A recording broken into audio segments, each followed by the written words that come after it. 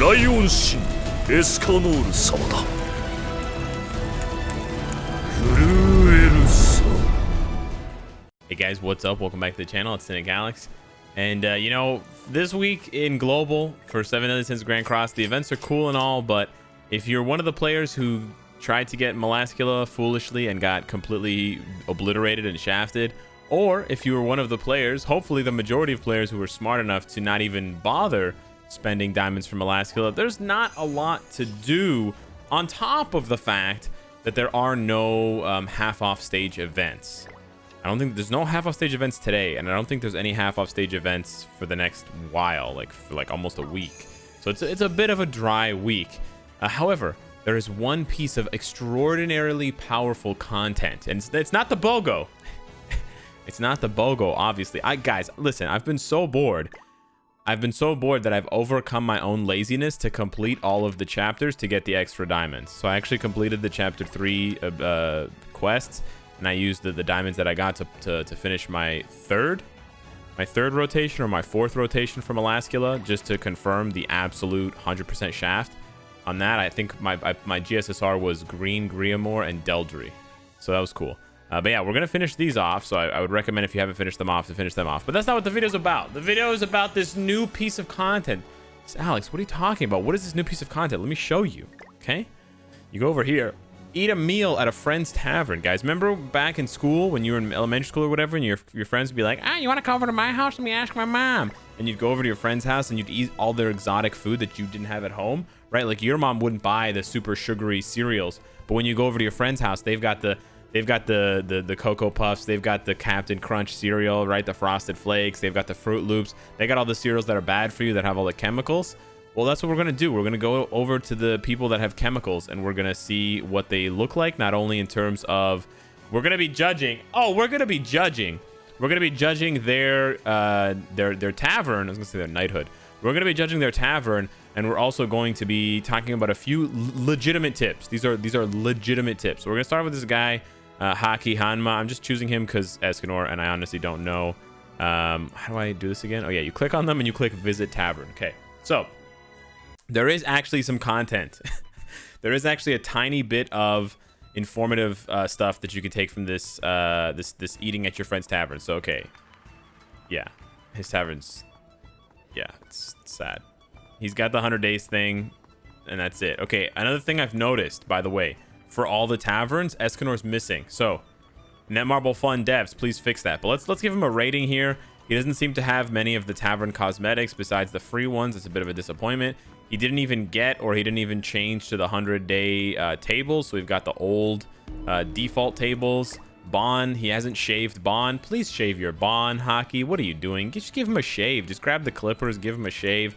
I like the outfit for Hawk. I'll give that a 6 out of 10. But yeah, otherwise, this is pretty sad. But yeah, let's go and eat. Well, actually, you know what? Gother's looking pretty fresh. Gother's looking pretty fresh. Okay, so yeah, we're going to go eat here at Haki. You want to eat at 10 different friends every single day anyways. What you eat, obviously you can eat whatever you want, but whatever you eat does get applied. So this is where there is a little bit of content here. You can, if you play this game a lot, if you have a lot of time to spend playing this game, you can actually strategically visit your friends who you know have, you know, egg pudding or milk pudding or honey pudding, or ones that have the fried chicken or the glazed chicken for the extra coins in PvP, the extra PvP tokens, or they have Pierce food or resistance food if you're a degenerate and you run Valenti teams in PvP.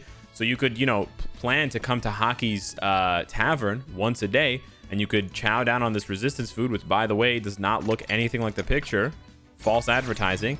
And then you actually get that effect. And then I can just go and do my PvP match, and I can then go to someone else's tavern. You also get friendship coins. So there's actually 2 reasons to actually legitimate. You should actually be doing this. I know this is all a meme here to judge the taverns, but you should actually be doing this. You can get, what is it, 20 times 10? You can get 200 friendship coins a day. Let me just back out and show you. You get 200 friendship coins a day, which is equal to 1 extra PvP match per day. So you can do that. Eat a dish, 20 coins. So you get 20 coins per day, and you can use those 20 coins to either get an extra PvP match every single day over here, because it costs 200, or you can save up for 10 days, which is a long ass time. But in 10 days, it will equal 3 runs of the Pendant Dungeon, where you can get rare, super rare, and super, super rare SSR pendants to drop. So that's not bad at all. You get an extra one every 10 days, in addition to however many you're getting from all of the other friendship coin giving, stuff. But yeah, so what you should do as well for your own tavern, okay, you should consider swapping some of yours. Now, you should obviously first set up the sales. There's videos on this, there's guides on this, but you should set up the sales that are going to make you the most amount of money for yourself, and you can just calculate the most amount of money that you're going to get by looking at how much time it takes to generate the income. So it doesn't really matter whether it's 1 hour or 1 day or 3 hours. All you have to just do is divide this by 24 in order to figure out what it is for 1 hour, or divide this by 3 because the other ones will be 1 hour, or other way around, you can take the 1 hour ones and multiply it by 3. So you can see the raisin with sugar is actually a little bit better than the grilled beef. This HP food is a little bit better than the pen food. But it's like 4,200 versus like 4,600 or 4,590. So it's not a huge deal. But yeah, calculate the ones, obviously get them to level 5, and then calculate the ones that you want to give yourself the most gold. Keep in mind that each one of them will generate gold up to 500,000. I believe it says somewhere. All right. Yeah, sure. Where does it say? So you don't have to collect them every hour. I don't know. You can, yeah, sure. Change this. There's another page there's another pop-up where it shows you how much it collects. But anyways, they don't collect. You don't have to come here every hour. So you could leave this for days at a time. So it really doesn't matter if they're 1 day foods or 1 hour foods or 15-minute foods or whatever. Doesn't matter. But yeah, so what I selected for my 5 to be as generous as possible to my guests is I tried to give them a wide variety. So we've got the gold increase food. We've got the CC food, we've got the HP food, we've got the PvP coin food, and we've got the penetration food. I think this is the best variety of food. Crit damage food is another good one that you can offer there, but the knighthood boss has changed, so crit damage food is probably not as popular now as it was before with Jerry. But yeah, so that's basically that's the legitimate strategy. Okay, that's the legitimate content for this dry season. But now we're gonna go and take a look at some taverns of people that you might recognize. We got this guy here, W, and then the Jesus cross, and then Sika Puku. Yeah, I don't know how to pronounce his name properly. Sika Puku. I think Sika may have some content available somewhere about this game. He may have some kind of guide or some kind of, I don't know, something. But again, he doesn't shave. Shave your bond, please. Do it now. And yeah, Escanor's still missing, despite the fact that we know Sekapoko has finished the story. You could see Sekapoko's, look guys, I suddenly remembered his name. Of course you can see Sekapoko's tavern on his stream or in his YouTube videos, but why would you do that when you could see it right now here on my YouTube channel? Exactly. So yeah, his tavern is looking pretty normal. I believe he didn't, does he have any cosmetics? Did he buy any tavern cosmetics? I don't think he did. Like the ones that cost 10 diamonds. I'm not sure that he did. He just kept the free ones. Huh. Maybe these bottles back here, but I'm not 100% sure. But maybe he bought that one tavern, excuse me, cosmetic, the cavern cosmetic. All right, let's see what we got here. What kind of food are you gonna feed me, Sekapoko? We got attack food. Oh, that's nice.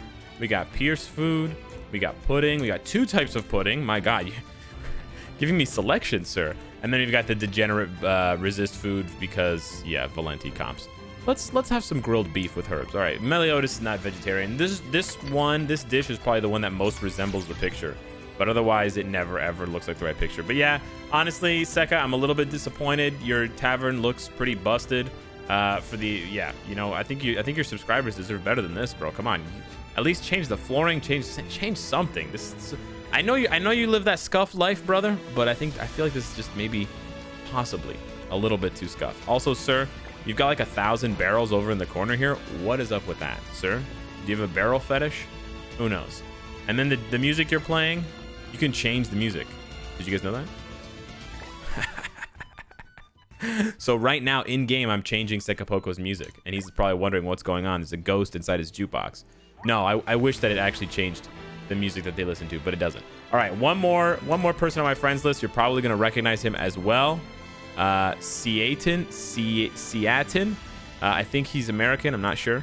You guys know who it is. All right, yes, we're very familiar with Seaton and his escapades as the guy who got both Melasculas. Curse you, sir. But let's take a look. Okay, tavern again. None of you guys swapped out the 100-day tavern decorations, or maybe the taverns just didn't update. I feel like maybe the taverns took a snapshot at some point and then stopped. And so these are like old images, because I kind of almost feel like this is not what his tavern looks like, but I'm not 100% sure. But yeah, this is like slightly less scuffed. Still very scuffed.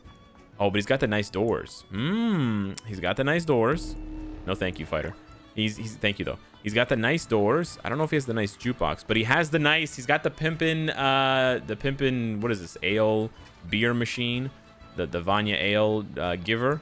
So yeah, this barrel of beer thing, or tap, whatever you want to call it, the beer keg, gives him an extra 1 per day. That's not bad, not bad. Yeah, the presents in the corner look the best. But otherwise, no cosmetic on the pig. I'm disappointed. I expected more from the whale sin of spending, but at least he gave Bon a haircut. Damn it! Thank you. All right, let's take a look at what you got for food. Okay, he's a pie boy, of course. Dirty British. The dirty British. There's no fish and chips, is there? Maybe there is. I don't know. There's steak and eggs. We've got XP gain. I don't know why you would want that. You've got, +1 alt gauge, +1 alt gauge, +1 alt gauge. So he's got a one-track mind. I respect him for that, you know? There's consistency here. He likes to give pies out. He likes to give out different kinds of pie. Some pies have veggies inside of them. Some pies have apples. And some of the pies have cream. That's fine. I understand. And then the bread and cheese. Why, guys? Come on. Resistance? Really? Valenti? Really? All right. Well, I never eat the sweet meat pie. So let's taste Seaton's meat pie. And we'll see how this goes. Obviously, it has absolutely no bearing on anything at all. Yeah. Oh, wow, guys. I got 100% XP gain for my characters who are all already level 60 or higher. Fantastic. So, yeah, this is pretty... It's interesting that something as fluff as this actually does have some value. It would be way cooler if you could be in the person's tavern at the same time, and you could have, like, tavern parties, and you could have special buffs when enough people are in your tavern, sort of like the fireplace gatherings in... what is it called? Lineage 2 Revolution, where a bunch of people from the same guild would get together around the fireplace and it would give everybody XP. But maybe that's too much to ask. But yeah, it takes advantage of the fact that this game has some sort of RPG, like, you know, it's not all turn-based, right? We have this sort of part of the game where it's sort of open world, closed world type thing. But yeah, let me know what you guys think of my famous friends and their scuffed taverns. Do their taverns actually look like this? Like, when you visit my tavern, does it look like this? Why is my tavern so pimping compared to theirs? Did I just waste all my diamonds frivolously? I feel dumb now. Anywho, yeah, let me know if my tavern actually looks like this. No one's tavern has Escanor, sadly. Or let me know if maybe, yeah. My guess, though, is that that's not how their taverns look. I haven't checked. But my guess is that they've actually updated their taverns, but the game just has an older snapshot. And that's probably explaining why Escanor is not in it as well. So yeah, let me know what you guys think. Change your recipes there for friends that visit your tavern. And don't forget to visit people's tavern so you can get an extra 200 friendship coins a day. Thanks so much for watching, and I will see you in the next one. Take care.